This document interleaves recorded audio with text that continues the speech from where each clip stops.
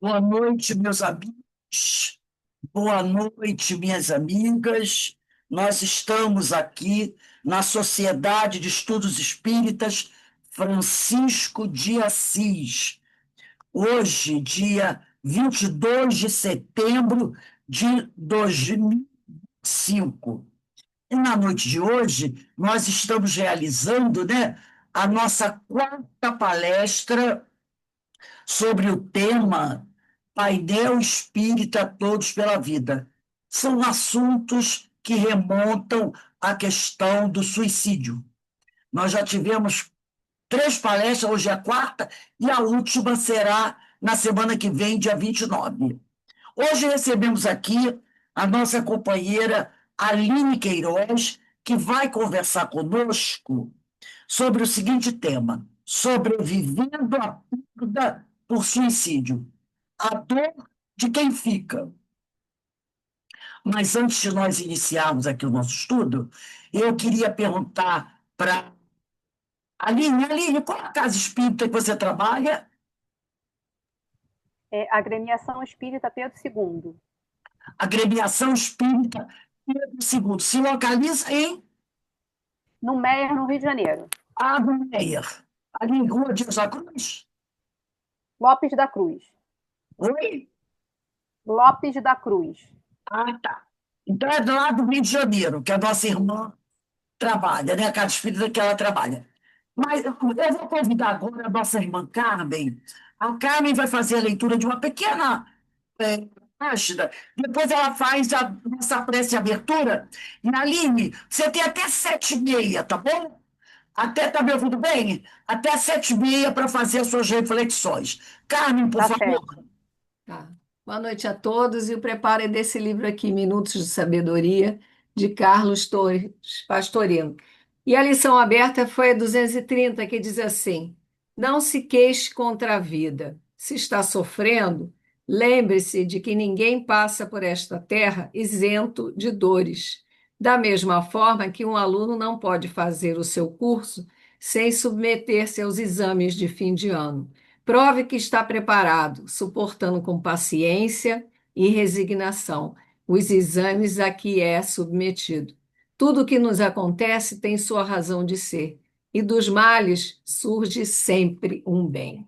Então, amigos, estamos aqui mais uma vez reunidos para uma lição tão importante para as nossas vidas, para as nossas reflexões.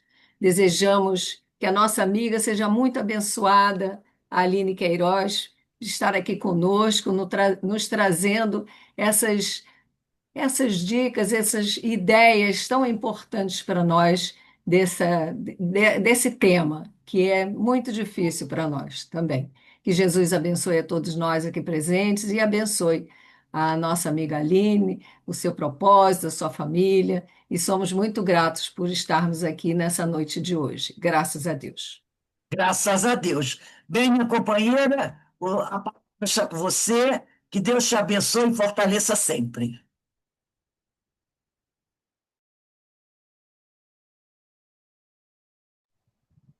Muito obrigada, pessoal. Eu já estou compartilhando aqui o material, conseguem ver? Perfeito, combinado. É, Antes de mais nada, eu queria dizer que esse tema, ele é um tema tão delicado, né? Porque a gente vai falar sobrevivendo à perda por suicídio, a dor de quem fica. É, Embora o tema seja interessante para que a gente tenha conhecimento a respeito disso, eu acho que, eu penso que para quem está passando por isso nesse momento, para quem está vivenciando a experiência dolorosa, né, de estar sem o seu ente querido, muitas vezes um abraço, uma escuta ativa faz com que essa pessoa se sinta acolhida e amparada. É claro que a palestra edificante ela é importante para que a gente tenha conhecimento, mas nada supera, como o Chico mesmo falava, em situações que a gente fica no silêncio e só acolhe a dor do outro, né? Agora, sim, um momento específico, quem está passando por isso, achar pertinente entender um pouco mais, e aí sim, o conhecimento ele vai nos colocando numa posição que a gente vai tentando entender mecanismos da vida, situações nas quais a gente vive para poder seguir dessa forma. Então, qual é a proposta do estudo dessa noite? Para essa noite, eu peguei parte desse estudo inicial para a gente falar um pouco sobre, já que a gente está no Setembro Amarelo, então a gente falar um pouco sobre essa visão, né, a visão da ideia do suicídio, a visão espírita a respeito disso, e aí a gente vai organicamente passando para o tema, né, o foco que é falar da dor de quem fica. E aí, para a gente abrir essa conversa, eu trouxe um vídeo. Certamente esse vídeo, para quem fica eventualmente em rede social, já passou por esse vídeo. E eu quero colocar o vídeo para a gente falar um pouquinho a respeito, porque eu achei muito interessante e está muito relacionado com o tema que a gente vai falar essa noite. Vou tentar compartilhar aqui, me falem qualquer coisa.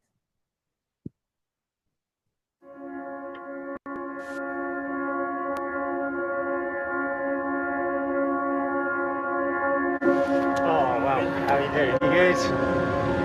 Oh, sorry, thank you. How you doing? God, it's exciting, isn't it?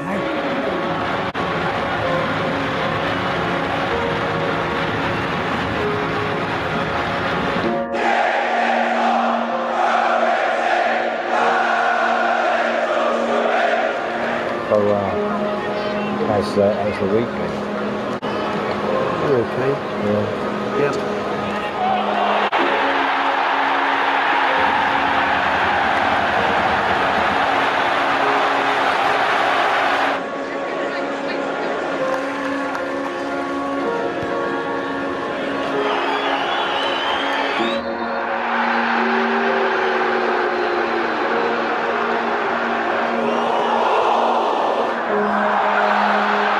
I hope things are better outside of the football.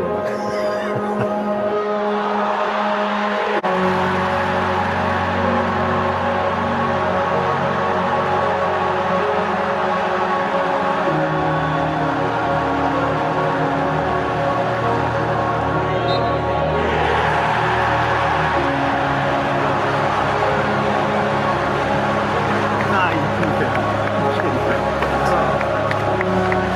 Oh, wow.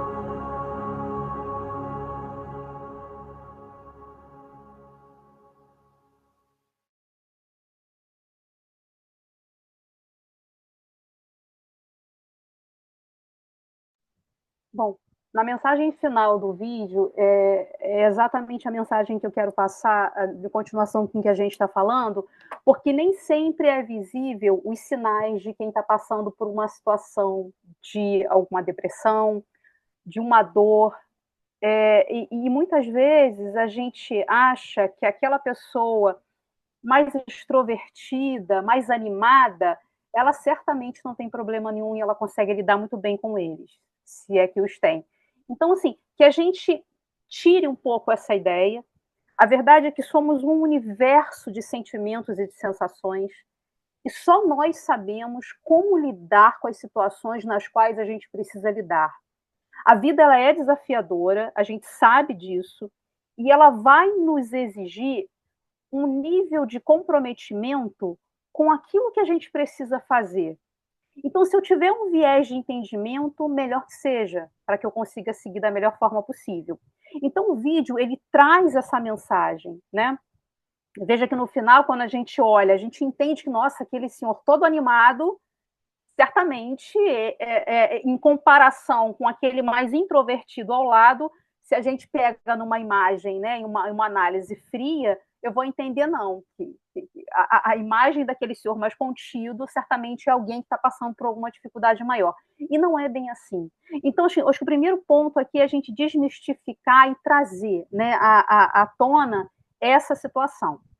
E aí, dando sequência a proposta que eu trouxe, a gente vai falar lá da Organização Mundial de Saúde, que, de acordo com ela, com a Organização Mundial de Saúde, mais de 720 mil pessoas morrem por suicídio todos os anos. O suicídio é a terceira principal causa de morte entre jovens entre 15 e 29 anos. 73% dos suicídios globais ocorrem em países de baixa e média renda e que para cada suicídio há, no mínimo, uma tentativa anterior de suicídio. E esse é um importante fator de risco na população em geral. Então, assim, são dados que eu peguei, busquei ver se esses dados estavam atualizados. O fato é que isso é gritante, é preciso falar, existe um tabu na sociedade para falar sobre isso. Então, assim, durante alguns anos eu trabalhei no CVV, fazendo atendimento, que é o Centro de Valorização da Vida, fazendo atendimento de apoio emocional, de suporte emocional, e você vai observando que não necessariamente o perfil de quem quer cometer o ato, mas também o quanto que a vida vai ficando insustentável para muitas dessas pessoas. E, aliás, fazendo um adendo aqui, me deixo à disposição para uma escutativa para qualquer pessoa que se sinta a necessidade de fazer isso. A Rose tem meu contato e me deixo aqui à disposição para isso, tá, pessoal?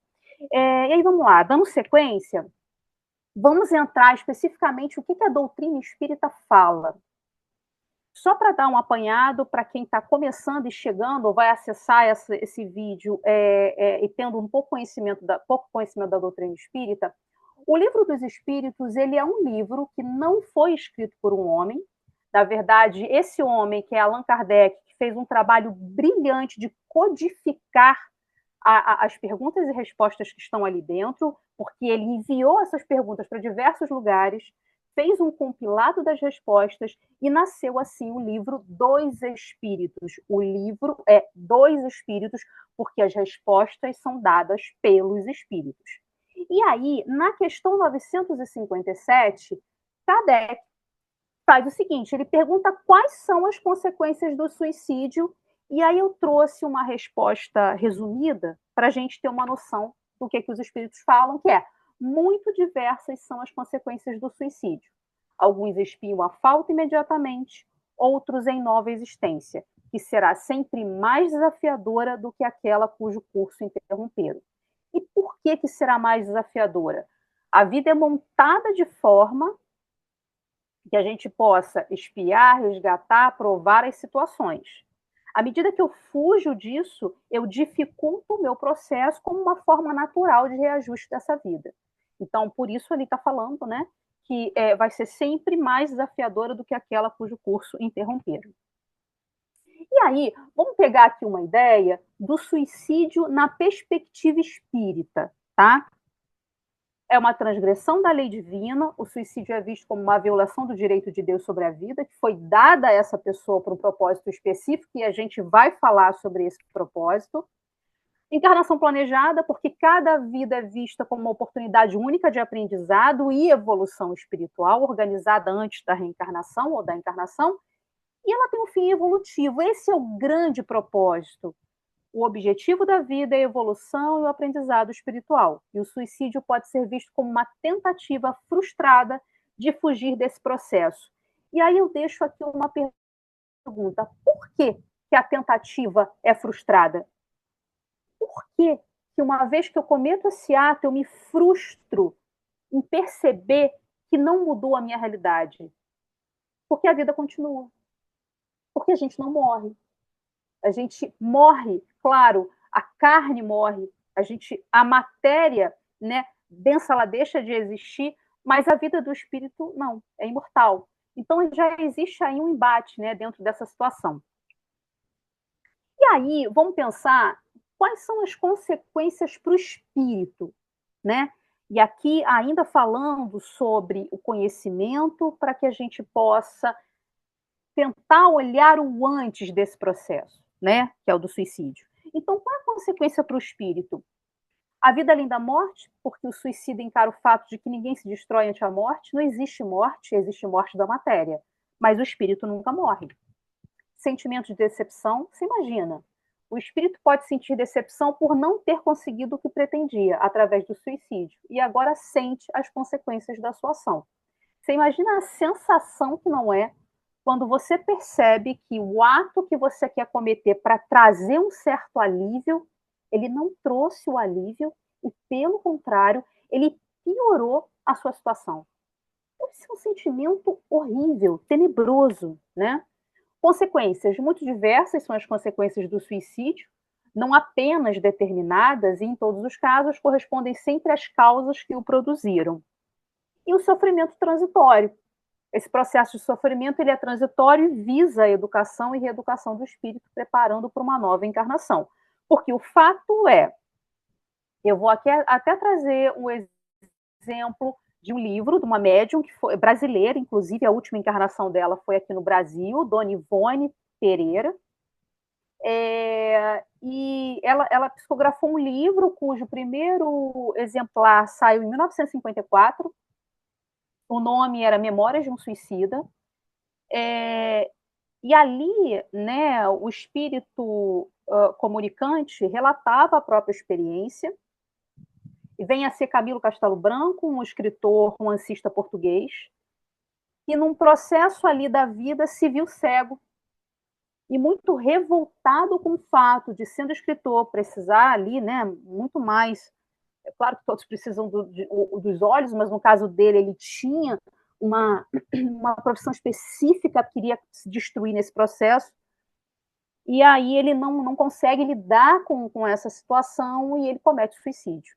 Então, o livro ele vem relatando as experiências que Camilo vai passando ao longo da vida relacionada a essa experiência de ter tirado a própria vida, enfim. O livro é muito denso, ele é muito interessante, ele traz muitas perspectivas a respeito desse tema. Eu diria que para quem está passando imediatamente por o fato, talvez precisasse esperar um pouco mais, não sei, eu acho que é só um cuidado maior, né? Eu acho que nesse momento estar em palestras edificantes, em contato com a espiritualidade, em oração, a gente vai falar um pouco sobre isso, talvez traga o consolo necessário no pós-imediato a essa situação. E aí, dando sequência, a gente vai falar especificamente da dor de quem fica. Então, qual o cenário que a gente está dizendo aqui? Alguém muito importante, e não importa o contexto, se é parente, se tem consanguinidade, se não tem, não é sobre isso. É sobre a importância que aquela pessoa tem na vida, na vida de quem vai ficar.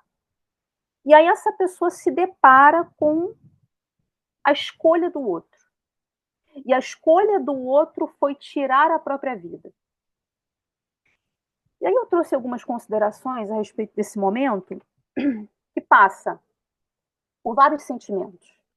Então, tem uma certa culpabilidade, porque você, imagina, você ficou e alguém muito caro para você tirou a própria vida, começam os questionamentos incessantes sobre o que poderia ter sido feito, será que eu tinha que ter falado, será que eu tinha que ter visto, o que eu não vi e que chegou nesse nível, o que eu tinha que ter feito, será que a culpa foi minha? Quantos questionamentos dolorosos num momento tão delicado quanto esse, né? Num momento tão complexo quanto esse, que você está tentando entender. E daí é que eu falo da conexão, a gente vai falar mais especificamente sobre isso, mas da conexão com Deus. Como é importante uma palestra que traga esse olhar, que mostre como funciona o mecanismo de conversa, né, com a espiritualidade, como é importante nesse momento se conectar a esse tipo de informação. E aí tem a confusão, porque vem uma incompreensão face à decisão drástica, tentando buscar o sentido que muitas vezes é incompreensível, porque as situações nas quais o outro vai passando, a gente não tem informação. Cada ser humano, cada espírito, ele é um universo de sentimentos, né?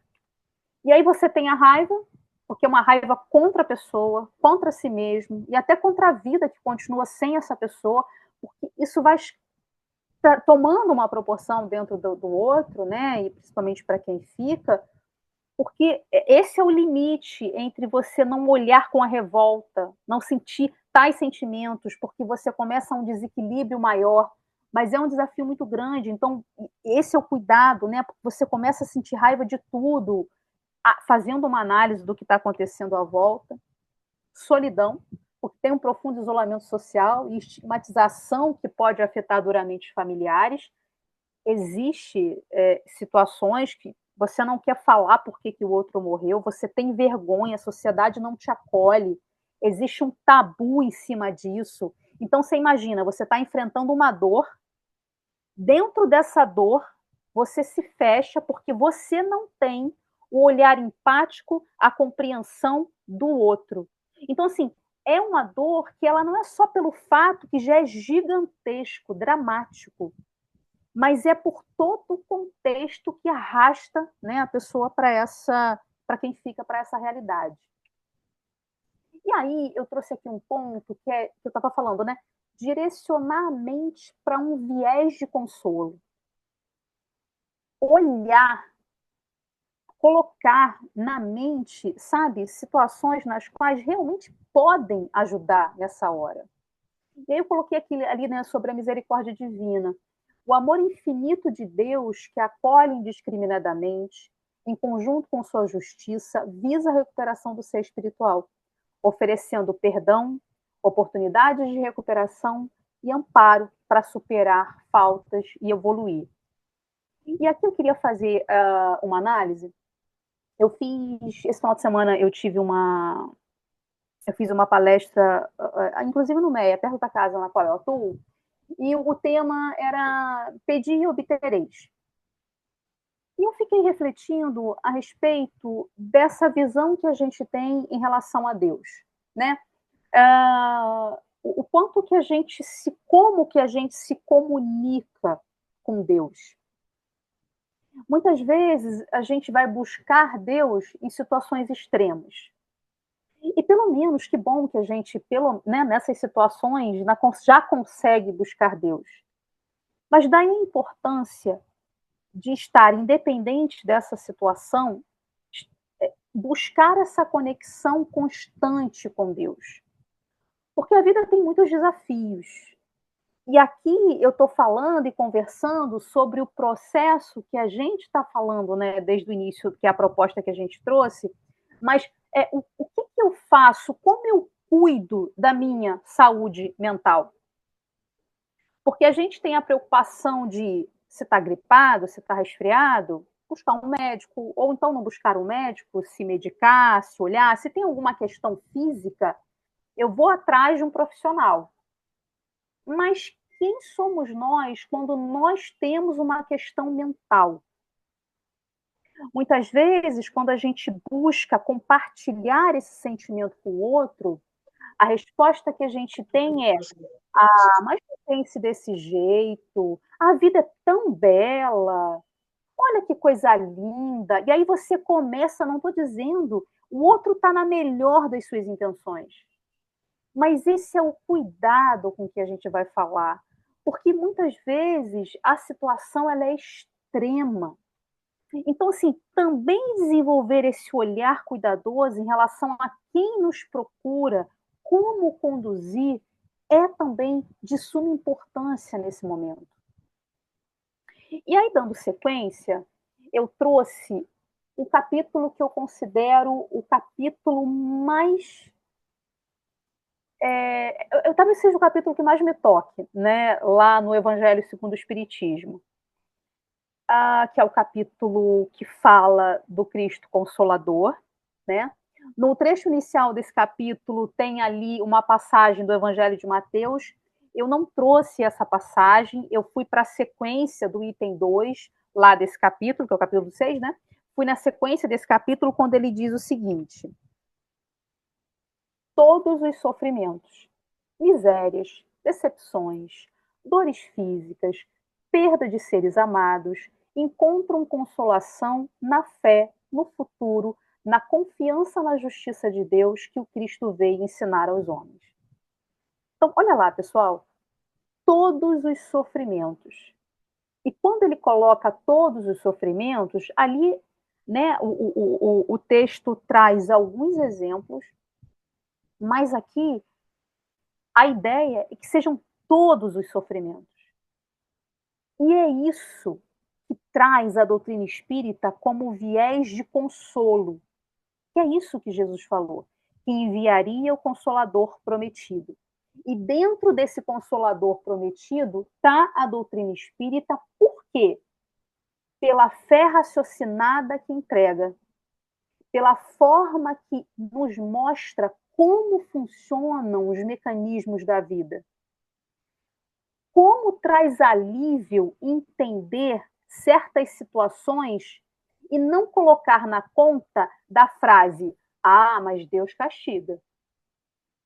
A gente começa a ter uma visão mais madura em relação a Deus. A gente começa a entender os mecanismos de Deus. Tanto é que eu estava nessa conversa sobre o pedir e obtereis na hora da prece, né? Eu conversava dizendo: será que a gente sabe o que pedir? Será que a gente tem noção do que a gente está pedindo passa por esse viés de maturidade que a gente precisa entregar? Muitas vezes não passa, né? Muitas vezes a gente está buscando validar situações na nossa vida que elas não precisam estar ali. Eu estava até vendo uma palestra e a pessoa fazia uma analogia que dizia o seguinte: vamos pensar que você é uma criança, um netinho que pede uma faca para a avó. A avó tem noção que o netinho não pode brincar com a faca, porque ela tem a maturidade suficiente, o conhecimento suficiente para entender. Mas quando o netinho pede a faca e ele não recebe, ele se frustra, chora e se incomoda. Daí o olhar que a gente começa a ter que ter em relação a Deus. O que eu estou pedindo? Como eu estou pedindo? Que nível de maturidade eu estou entregando no meu pedido? Então, se a gente está falando aqui da dor de quem fica, eu vou entender que pedir, por exemplo, para aquela pessoa voltar à vida, ter a mesma roupagem, é algo que não tem como, principalmente pelo ato cometido. Então, de que forma, dentro do cenário que eu entenda que esse desejo não é possível de ser atendido, de que forma eu vou conduzir? Será que o caminho da revolta é o melhor caminho nessa situação? Será que o caminho da raiva é o melhor caminho nessa situação? Ou buscar um entendimento, a compreensão, um olhar de sustentação. Me sustente, Pai.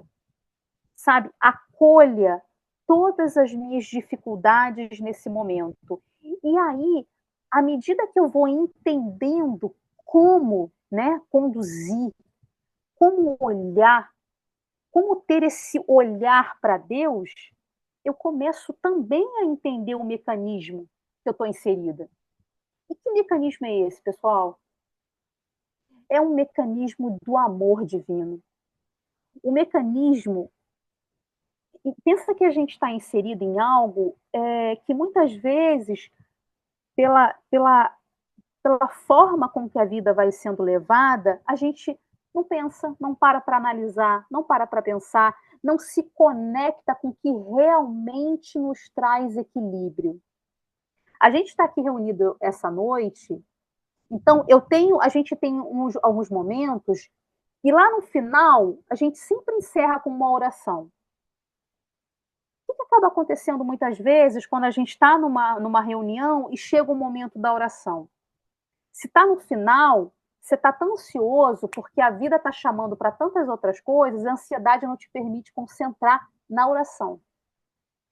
Aí você está lá pensando o que você vai fazer depois, porque você tem a semana inteira, e hoje a gente está na segunda-feira, você tem a semana inteira pela frente, e a oração está sendo feita, mas a sua mente está lá em outro lugar. Está desconectado com aquilo que realmente pode te ajudar. Aí quando você sai da reunião, né, aí o que você diz para você? Ah, mas olha, eu participei lá da palestra lá, mas não, continuo do mesmo jeito, não estou me sentindo bem da mesma forma. Faz uma autoanálise. Se questione se você realmente estava na reunião, sabe? se questione se a tua participação foi ativa, mentalmente falando. Você estava lá realmente? Você estava prestando atenção? Ou a gente está tão agitado, tão acelerado, tão ansioso, que eu não consigo estar em lugar nenhum, porque eu não estou no presente. Quando o presente me entrega algo, como a gente está aqui reunido agora, quando o presente me entrega algo, eu estou lá na frente, eu estou no depois. Aí eu estou indo para o depois. No depois, eu estou no depois do depois. Então, eu estou sempre no amanhã. Então, como buscar serenidade, né? Como acolher em si mesmo essa dor de forma diferente? Se eu mesmo não estou no processo de autoajuda. Então, acho que a gente precisa começar a parar, pensar e analisar em cima do que a gente, de que forma a gente anda conduzindo, né, na busca de uma tentativa de melhora. E aí, vamos lá. Como efetivamente ajudar quem partiu? Trouxe esse questionamento, né? A gente já falou um pouquinho sobre isso, mas aí nesse slide ele fala: bom, na visão espírita, que é o que eu estava falando, na visão espírita, a prece tem uma influência significativa sobre os mecanismos da vida. E ela pode auxiliar verdadeiramente no processo de recuperação e transformação. O fato, gente, é que a gente não pode subestimar o poder da oração. Não pode subestimar. Eu tenho uma experiência, eu tenho várias experiências, mas eu vou trazer uma experiência aqui de uma vez que eu estava realmente vivendo uma dor assim bem intensa. Foi quando meu pai, uma pessoa muito cara para mim, estava internado, estava no CTI, passando por um processo. Eu estava ali, né, questionando se ele iria voltar para casa, se ele não ia voltar para casa. E eu estava muito angustiada, muito angustiada. Sabe aquela angústia que nada te alivia, você parece, né, você está totalmente inquieto dentro de você mesmo, uma sensação horrível. E aí, de repente, eu pensei, nossa, tá tão ruim, eu vou parar para fazer uma oração. Porque às vezes a gente nem para fazer isso.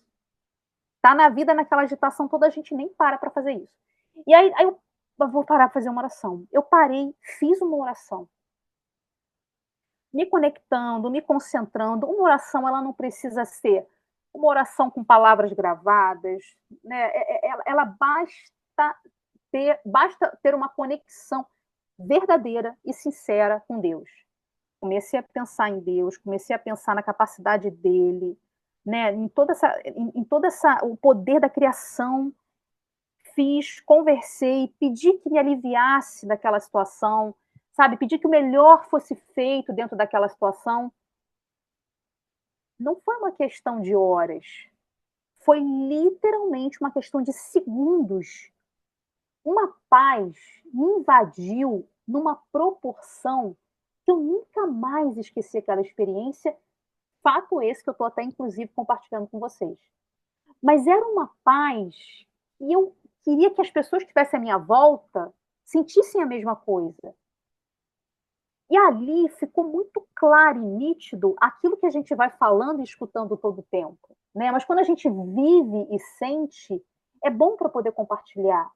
E eu tenho certeza que cada um aqui tem uma experiência para contar do momento que estava desconfortável e, através da oração, se sentiu amparado, acolhido, se sentiu protegido, entendendo que, independente do que esteja vivendo no momento, tudo é colocado na nossa vida de forma que a gente evolua e se transforme, né? Então, a gente não subestime o poder e a capacidade que a oração tem. E aí vamos pensar da importância desse equilíbrio emocional. Eu trouxe até um desenho para ficar mais claro, né?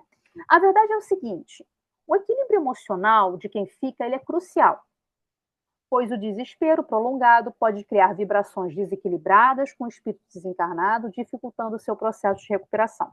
Vamos pensar nessa dificuldade? Olha, lá na bolinha lilás está representando um encarnado, alguém que ficou, tá? Estou aqui, fiquei por aqui, e a bolinha verde, o espírito. Pensa que se quem está aqui, tá? E aqui a gente está pegando sob a perspectiva de quem está aqui, tudo bem?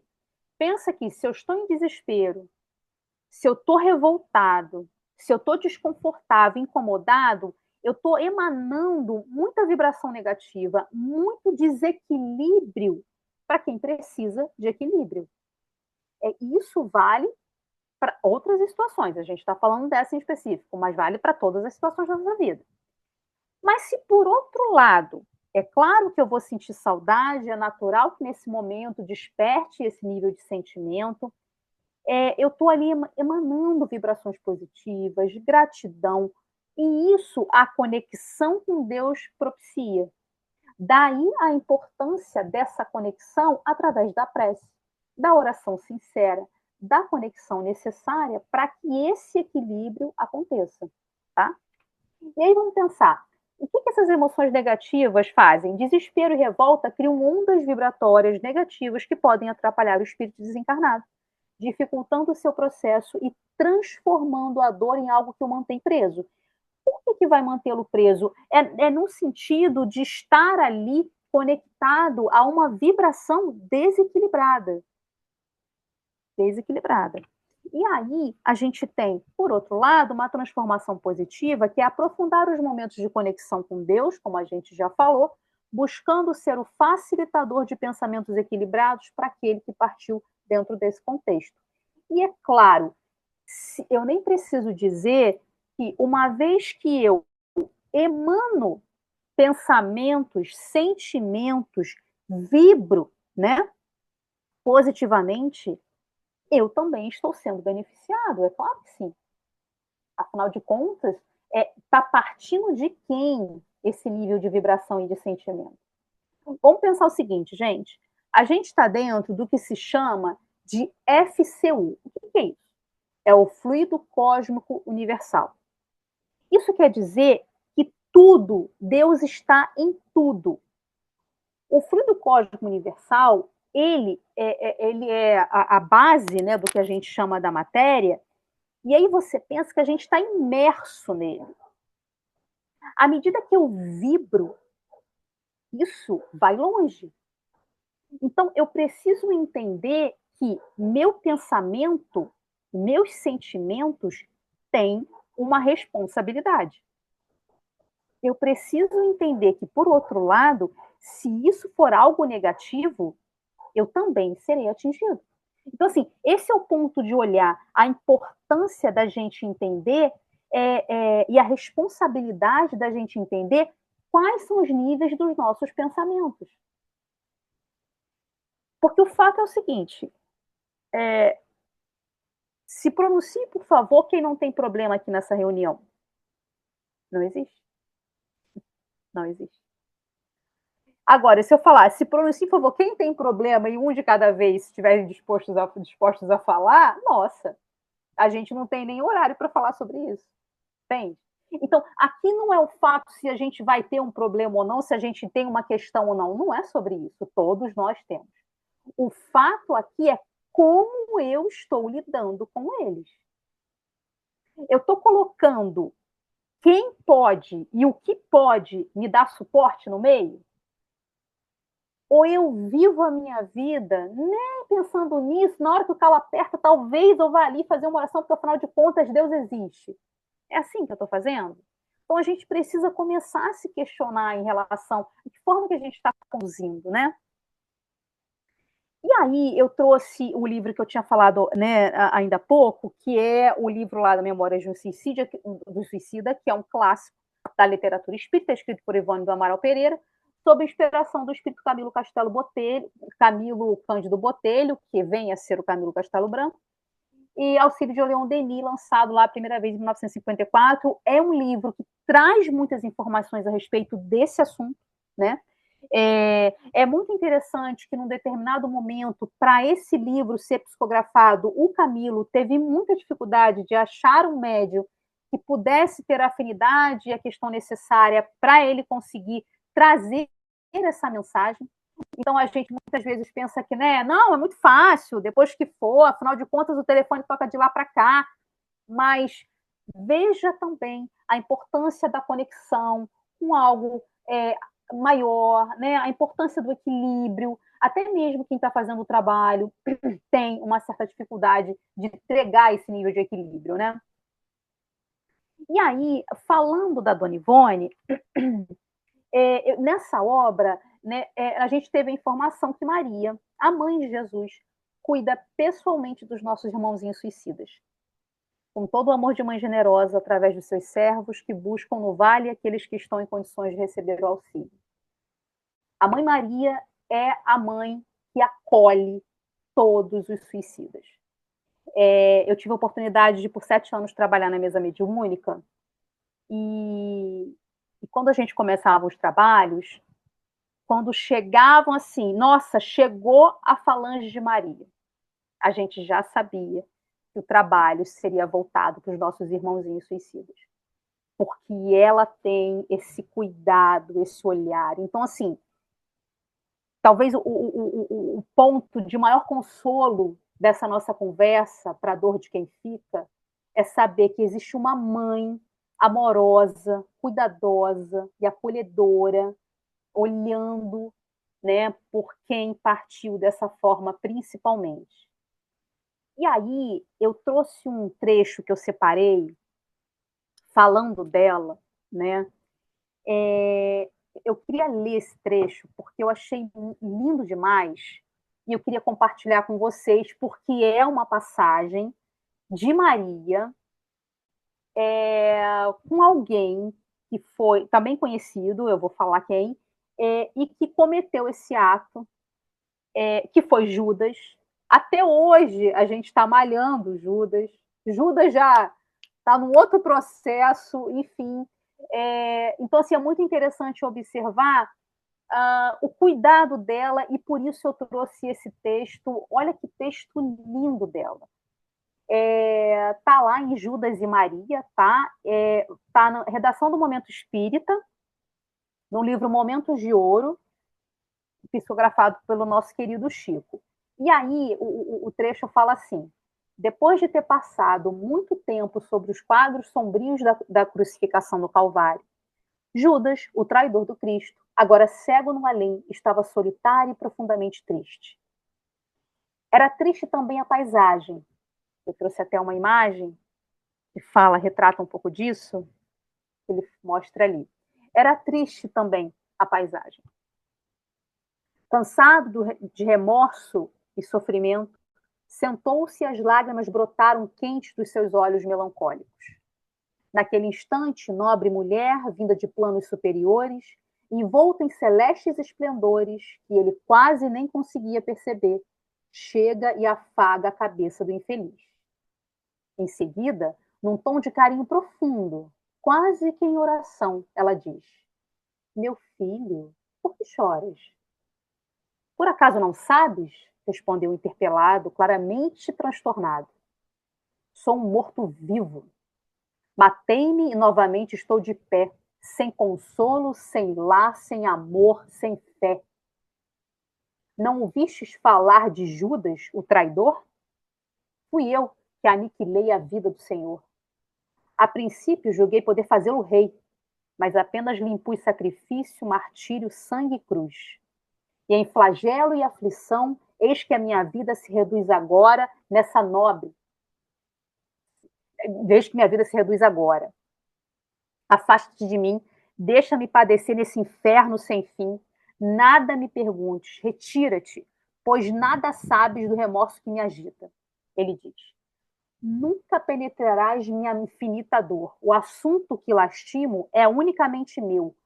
No entanto, a dama respondeu: meu filho, sei que sofres, sei que lutas, sei a dor que te causa o remorso que escutas.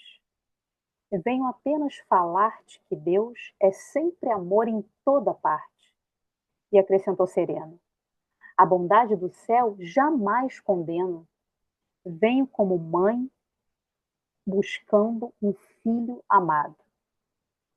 Sofre com paciência a dor e a prova. Terás em breve uma existência nova. Não te sintas sozinho ou desamparado. Judas interrompeu e bradou rude e irritado: mãe? Não quero nem ouvir falar de mãe. Depois de me enforcar num galho de figueira para acomodar na dor, sem poder fugir à verdadeira vida, fui procurar consolo nos braços da minha pobre mãe, que teve medo dos meus sofrimentos e me expulsou depressa de lá. Por favor, não me fale de mãe, nem me fale de amor. Sou apenas um ser solitário e sofredor. Ainda assim, disse a dama docemente, por mais que me recuses, não me altero. Eu te amo, meu filho, e quero te ver feliz. Terás, filho, o coração banhado pelas águas do esquecimento numa nova existência de esperança. Eu te levarei e te conduzirei ao regaço de outra mãe. Pensa nisso, descansa. E Judas, naquele momento, como quem esquece a própria dor ou como quem se desgarra do pesadelo atroz, perguntou: quem és? Quem és você? Quem és tu que me falas?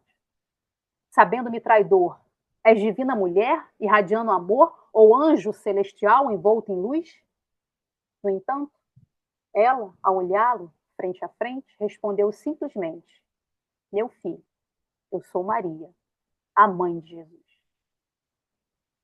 Então, esse encontro de Maria com Judas, mostrando esse momento tão dramático da passagem dele, né, mostra o nível de acolhimento que essa mãe amorosa está disposta a dar. Porque, afinal de contas, tudo aquilo havia acontecido com o filho dela, né, o nosso governador do planeta, Jesus, mas ainda assim aquele amor maternal estava ali no cuidado, na forma com que ela olhava e conduzia aquela situação. Então, assim, por isso eu digo e repito, o consolo maior, né, para quem comete tal ato e também para quem fica, é entender que existe muito, mas existe muito amor envolvido. E a gente tem na figura de Maria esse amor incrível, né? E aí eu trouxe também para nosso conhecimento a trilogia de Dona Ivone Pereira, e eu recomendo, quem não leu ainda, que leia. São 3 livros fantásticos, que essa trilogia, né, retrata encarnações passadas da média, oferecendo insights profundos sobre o processo de expiação e aprendizado através das vidas anteriores. Ela relata algumas vidas nas quais ela também se suicidou, tem uma experiência dela, né, nesses livros. E aí eu trouxe aqui quais livros são, que é o primeiro livro dessa trilogia, Nas Voragens do Pecado, o segundo, O Cavaleiro de Numiers, e o terceiro, O Drama da Bretanha. Então, assim, é muito interessante porque ela traz com detalhes, ela traz, inclusive ela até faz um relato, né, dizendo o quanto que foi difícil para ela ter acesso a essas memórias e poder colocar no papel, ter acesso a essas informações e poder trazer essa vivência tão dolorosa, né, de algumas encarnações nas quais ela viveu, trazendo essas. Mas eu acho que assim, vale muito a pena a gente poder compartilhar dessa experiência dela, né, através dos livros. A gente vai vivenciando aqueles momentos ali, é muito legal. Assim, recomendo fortemente. E aí, eu trouxe aqui algo muito na prática, né? Como é que a gente faz para buscar apoio, né? Dessa dor de quem fica, quem está sentindo e passando por isso, como é que na prática pode buscar apoio? Ali nas casas espíritas, a Casa Espírita oferece palestras edificantes, né? Que facilitam o acesso ao conhecimento que consola. Alguns locais, inclusive, oferecem também um atendimento fraterno, proporcionando uma conversa mais esclarecedora e acolhedora. Então, pode ser um caminho. Esse caminho é um caminho de você ir se conectando com algo espiritual. Então, é um caminho que traz um consolo, ainda que seja uma dor muito, muito latente, né? Grupos de apoio, e aí eu trago aqui o CVV no 188, poder ter um espaço para falar, para conversar. 188, ele é 24 horas, então, assim, é legal poder ter, saber, né, que qualquer um pode ligar, é gratuito, do Brasil inteiro é possível ligar.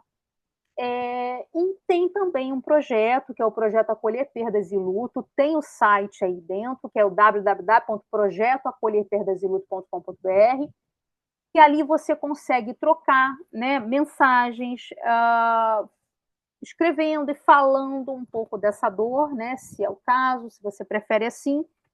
E eu também não posso deixar de citar, de mencionar aqui a ajuda profissional, né? A ajuda psicológica profissional é fortemente recomendada para navegar pela complexidade desse sentimento de luto, ajudando a processar as intensas emoções. Eu nunca vou deixar de dar também esse caminho, porque eu vejo na terapia um processo de transformação. Eu, Aline, não consigo imaginar um processo de mudança e transformação sem passar pelo processo de autoconhecimento. E a terapia proporciona isso. Então, assim, vejo também como uma forma de buscar se entender, de se olhar.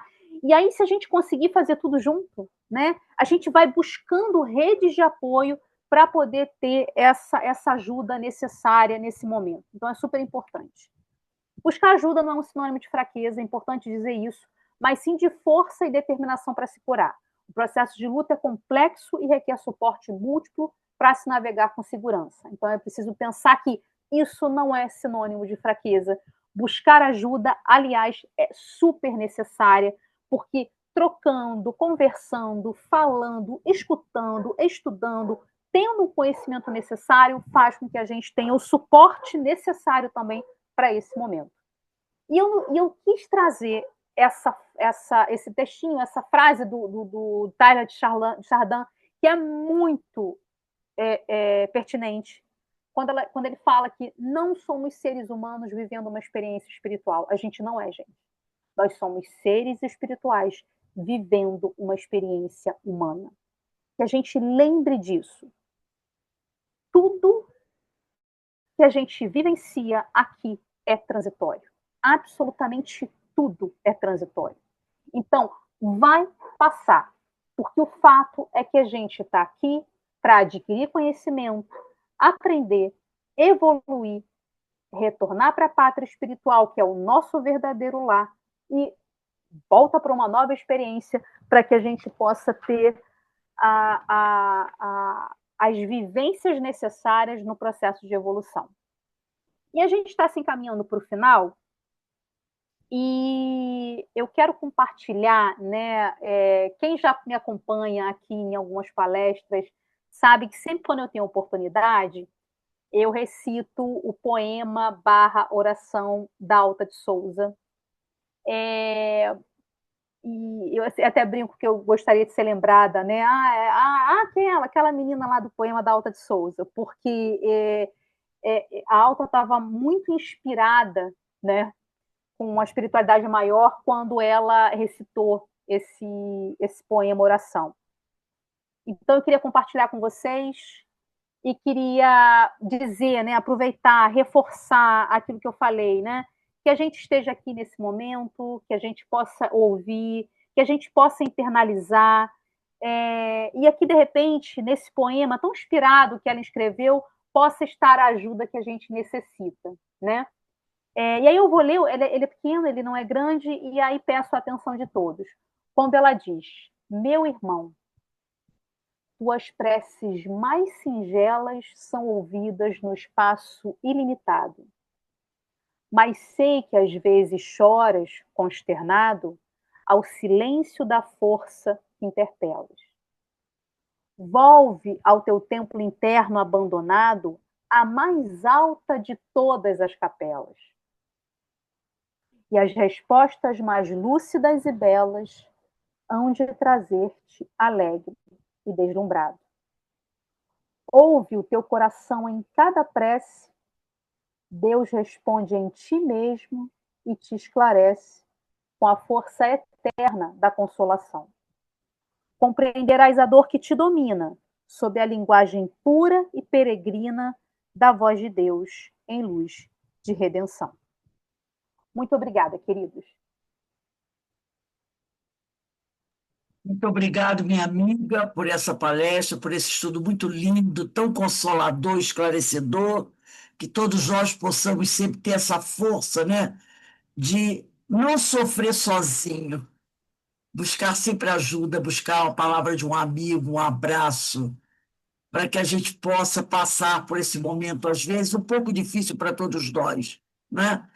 Que é um tema muito delicado para todos nós, muito delicado, e, inclusive, semana que vem, dia 29, nós vamos ter a última palestra desse painel, e o tema vai ser: por que é tão difícil falar sobre o suicídio?